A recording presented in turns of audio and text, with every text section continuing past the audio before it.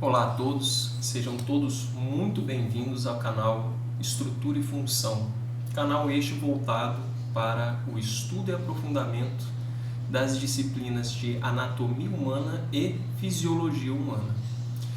Hoje, conforme nós combinamos, um pouquinho mais tarde do que de fato deveria ser, nós iremos dar início à nossa jornada. Antes de mais nada, para aqueles que acabaram de conhecer o canal, eu peço para que se inscrevam e para todos eu peço que curtam e compartilhem para que possamos ter um pouco mais de notoriedade aqui no YouTube e possamos alcançar outras pessoas interessadas. Dando início à aula de hoje, e conforme combinado, hoje nós entraremos na introdução à anatomia humana e à fisiologia humana. Basicamente, a aula será resumida em do que se trata a anatomia, qual o seu objeto de estudo, suas subdivisões, sua influência no processo de formação de um profissional da área de saúde, o que é a fisiologia, qual é o seu propósito diante o estudo dentro do currículo da formação de um profissional da área de saúde e se há ou não correlação, se há da necessidade de um estudo simultâneo entre essas duas disciplinas, ok? Quando a gente olha para a anatomia, quando nós observamos a etimologia da palavra, ou seja, a origem da palavra, anatomia é cortar em partes. E é interessante que isso já nos remete à imagem de um anatomista, né? Debruçado sobre uma peça anatômica, dissecando para que ele possa entender melhor do que se trata, do que é composto, qual é a estrutura que ali está presente daquele animal, daquele indivíduo de espécie humana ou não. Então, de forma simplificada, a anatomia ela se trata do estudo macro e microscópico do corpo humano, já que se trata do nosso objeto de estudo, a anatomia humana, tá? E isso, naturalmente, ela pode ser expandida para outros indivíduos de outras espécies. E da anatomia, conforme esta ciência foi se desenvolvendo, foram surgindo outras submatérias, por assim dizer, que também se trata de anatomia, mas em esferas, em níveis diferentes. Então nós temos a citologia, que é o estudo da estrutura celular e suas organelas. Nós temos a histologia, que é o estudo do comportamento de um determinado tecido para que este possa desempenhar a sua devida função. Nós temos a embriologia, que é o estudo do desenvolvimento do embrião humano, do desenvolvimento da sua multiplicação e especialização com o decorrer do tempo em seu desenvolvimento. Além dessas disciplinas, se nós pegarmos o currículo dos profissionais da área de saúde, nós veremos que são inúmeras as situações onde o estudante, assim como o profissional, ele esbarra naturalmente na anatomia. Então, a anatomia topográfica, que é o estudo da superfície corporal humana, fundamental para cirurgiões, fisioterapeutas, enfermeiros. Anatomia radiológica, que é o estudo daquele padrão anatômico, estudado, né, observado, diante uma imagem, diante o resultado de um determinado equipamento médico, uma ressonância, uma tomografia, uma ultrassonografia, uma radiografia. Então, faz-se a comparação do que é natural, do que é normal, e aquela imagem que foi evidenciada após a utilização daquele equipamento, para aí sim alcançarmos algum resultado, algum diagnóstico. Nós temos a anatomia clínica, que é basicamente a anatomia prática, fundamental para médicos, fisioterapeutas, nutricionistas e qualquer outro segmento da área de saúde. Então daí a gente já vê a dimensão, a importância de nos debruçarmos continuamente, não só no nosso processo de formação, como também pós a conclusão do curso, e durante profissionais nós devemos continuar nos debruçando sobre o estudo da anatomia. Quando a gente observa o currículo das diversas profissões da área de saúde, é comum, até para facilitar este processo de aprendizado, nós subdividirmos a anatomia em duas, que é a anatomia sistêmica, onde nós iremos abordar os sistemas orgânicos, ou seja, o conjunto de órgãos e estruturas que irão desempenhar uma determinada função. Um exemplo, o sistema respiratório. Então, dali eu vou me debruçar sobre o estudo do pulmão, da traqueia, dos brônquios, da via aérea de uma forma geral. Tá? Então, esse é o sistema respiratório. Sistema circulatório, eu vou estudar sobre o coração, as diversidades vasculares, né? Quais são as propriedades, as diferenças, as singularidades, né? Referentes a uma artéria e uma veia, né? Retorno venoso, entre outros. Então, nisso nós estaremos na anatomia sistêmica, que isso facilita o processo de aprendizado. E depois nós temos a anatomia segmentar, que é quando nós pegamos segmentos como um todo, cabeça e pescoço. Então, dali nós vamos destrinchar as estruturas que ali estão presentes. E, de forma até facilitar o referencial, nós sempre começamos das estruturas ósseas para as estruturas periféricas. Isso termina facilitando no que diz respeito a referencial. Tá? Então, a gente pega um segmento, tá? Pega um tronco, abdômen, tórax, membro superior, e daí nós entendemos do que esse segmento ele é composto. Tá? Quando a gente parte agora para a fisiologia, quando você esmiuça o significado da palavra fisiologia, você vai observar que, de forma muito simplista, ela traz como resultado o conhecimento da natureza. Naturalmente, nós trouxemos isso para a área de saúde com uma outra interpretação, mas que termina sendo também abrangida por esta primeira, que seria o entendimento da função de uma determinada estrutura. Então, a fisiologia, ela nos traz a função de sistemas e estruturas.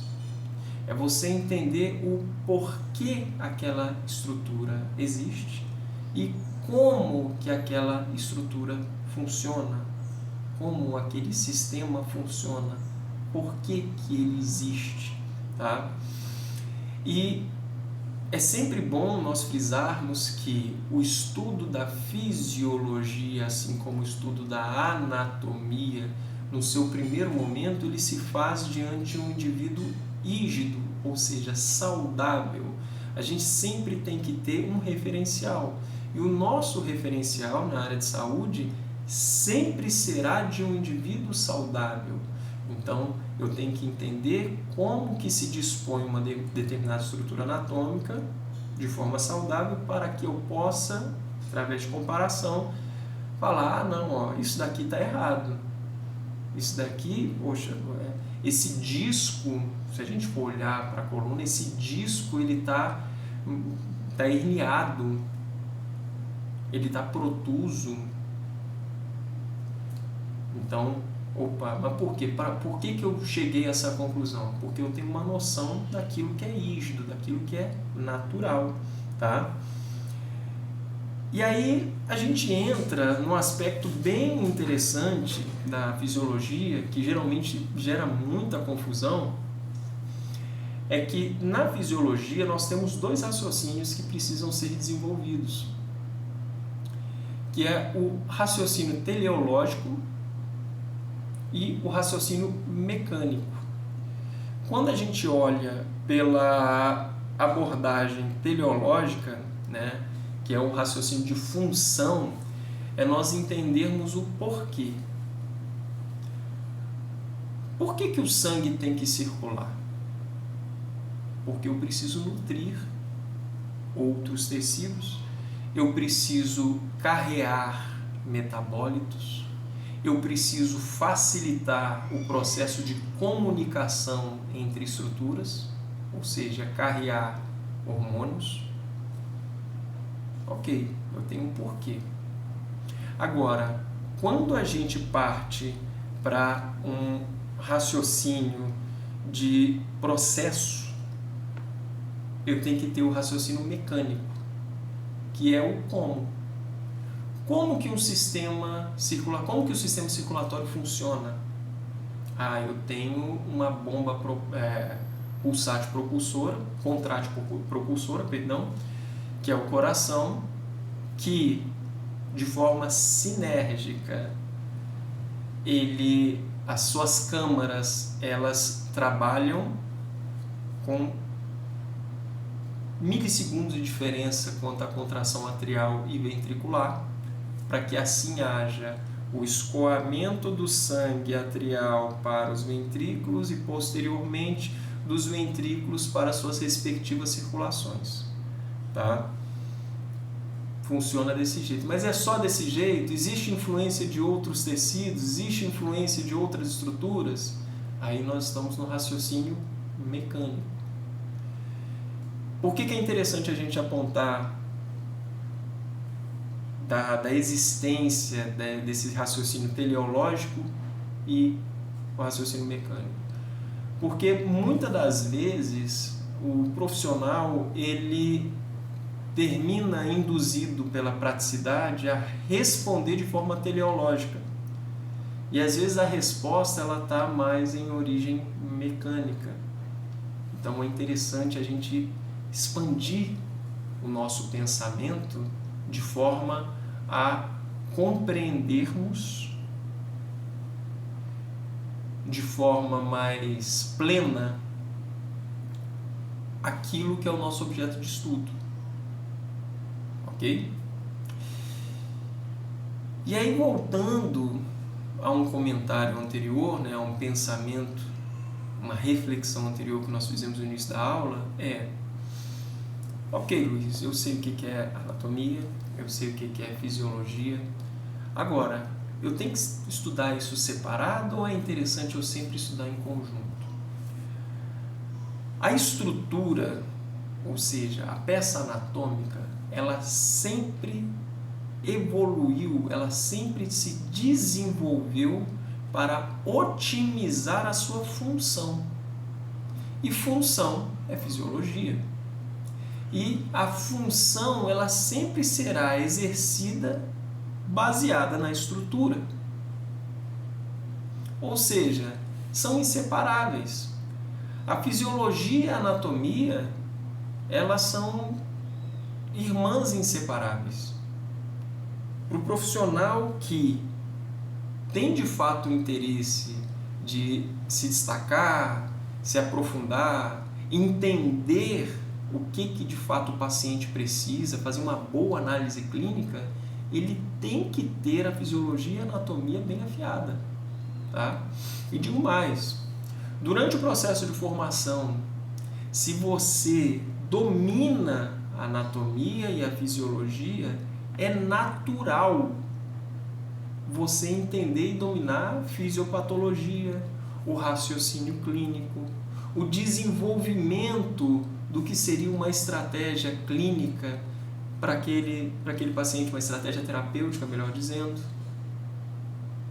Porque você entende a base, você entende como deveria estar e o que está acontecendo que desequilibrou. Ok? Então, resumindo a aula de hoje, hoje nós entendemos o que é a anatomia e seu objeto de estudo. Anatomia, cortar em partes. Anatomia é uma ciência que vai estudar de forma macro e microscopicamente as estruturas do corpo humano, né, e seus respectivos sistemas, quando a gente subdivide ela nesses segmentos. Né? Então, a anatomia sistêmica são os sistemas, é o conjunto de órgãos e estruturas que executam determinada função. E a segmentar, que é você pegar um determinado segmento e destrinchar aquilo, cabeça e pescoço. Então, eu vou destrinchar todas as estruturas que estão presentes ali na cabeça e no pescoço. Tá? Da anatomia surgiram outras submatérias, citologia, histologia, embriologia, outros subestudos, que é a anatomia topográfica, anatomia radiológica e por aí vai. Da fisiologia nós entendemos que a fisiologia é o conhecimento acerca da natureza, ou seja, é entender o funcionamento daquela determinada estrutura, né? Nós entendemos que existem dois tipos de raciocínio dentro da fisiologia, que é o raciocínio teleológico e o raciocínio mecanicista. Um fala sobre função, que é o raciocínio teleológico, que é o porquê. O outro, ele fala sobre processo, que é o raciocínio mecanicista, que é o como. Tá? E também entendemos que são disciplinas irmãs. Elas funcionam sempre juntas. Elas trabalham de forma sinérgica. Tá? Na próxima aula, eu irei iniciar aquilo que vai sedimentar a base acerca do estudo anatômico. Então, falaremos sobre planos e secções anatômicas, sobre o que é um padrão de normalidade, o que é anomalia, o que é monstruosidade, né? Falarei sobre mais alguns tantos assuntos que serão pertinentes diante essa esfera que eu delimitei aqui. E na outra sexta, nós iremos iniciar o mesmo caminho, mas acerca da fisiologia humana. Falar sobre homeostase, sobre transporte ativo e passivo, que é a base para que nós possamos entender aquilo que está muito mais à frente no que diz respeito à função e processo, ou seja, como que aquilo se desenrola. Para aqueles que até aqui ficaram, eu agradeço imensamente a atenção de vocês. Tá? Eu peço perdão mais uma vez quanto ao atraso na postagem. Eu tentei fazer uma gravação, só que ela cortou pela metade. Eu precisei atender um paciente e aí agora eu estou refazendo o vídeo e postando conforme nós tínhamos combinado às sextas-feiras. Tá? Mais uma vez agradeço a disponibilidade e o interesse de vocês. Espero somar ainda mais a vida de vocês. Muito obrigado, fiquem com Deus e até a próxima.